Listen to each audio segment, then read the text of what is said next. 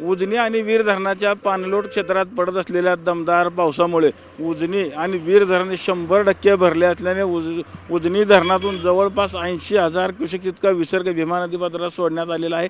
तर वीर धरणातून काल 43,000 क्युसेक 63,000 क्युसेक इतका विसर्ग नीरा नदीत सोडण्यात आलेला आपल्याला पाहायला मिळत आहे। या दोन्ही नद्यांचा संगम खरं तर नीरा नरसिंगपूर येथे होत असल्याने हे दोन्ही पाणी एकत्र होत खरं तर पंढरपूरच्या दिशेने जी चंद्रभागा नदीमध्ये आलेला आपल्याला पाहायला मिळतं। आज पंढरपूरची चंद्रभागा नदी ही दुथडी भरून वाहताना आपल्याला पाहायला मिळतं। आपण जर बघितलं तर हे सगळं जे जवळपास 1.5 लाख क्युसेकचं पाणी हे दुपारपर्यंत पंढरपूर येथे दाखल होणार असल्याने नदीकाठी असलेले जे व्यासनारायण झोपडपट्टी असेल या झोपडपट्टीतील जवळपास 40 ते 45 झोपडपट्टी धारकांना खरं तर स्थलांतरित करण्याचे आदेश खरं तर जिल्हा प्रशासन दिलेले आपल्याला पाहायला मिळतात।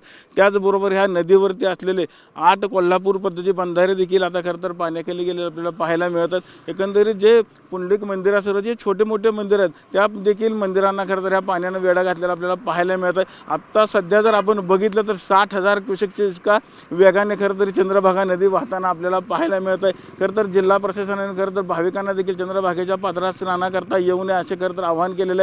त्याचबरोबर सगळ्या घाटांवरती खरं तर बॅरिकेड टाकून घाट देखील सगळे बंद केलेले आपल्याला पाहायला मिळतं। आपण जर बघितलं तर इस्कॉनचा जो घाट आहे तो भाविकांकरता खरं तर स्नानाकरता खरं तर प्रशस्ताचा घाट मानला होता तो देखील आता पूर्णपणे पाण्याखाली गेलेला एकंदरीत आपल्याला पाहायला मिळतं। एकंदरीत जर पावसाची परिस्थिती जर अशीच राहिली तर आणखीन खरं तर ह्या पाण्यामध्ये वाढ होणार असल्याने ह्या नदीला खरं तर महापूर येण्याची शक्यता देखील वर्तवली जात आहे। मात्र दुपारपर्यंत जे काल सोडलेले जे 1.5 लाख क्युसेकचं पाणी आहे ते मात्र आता ह्या नदीपात्रात दुपारनंतर आल्यानंतर काही झोपडपट्टीमध्ये देखील घुसण्याची शक्यता प्रशासनानं वर्तवलेली आपल्याला पाहायला मिळत आहे। पंढरपुरातून कॅमेरामन विनोद सर, रवी लवेकर, TV9 मराठी।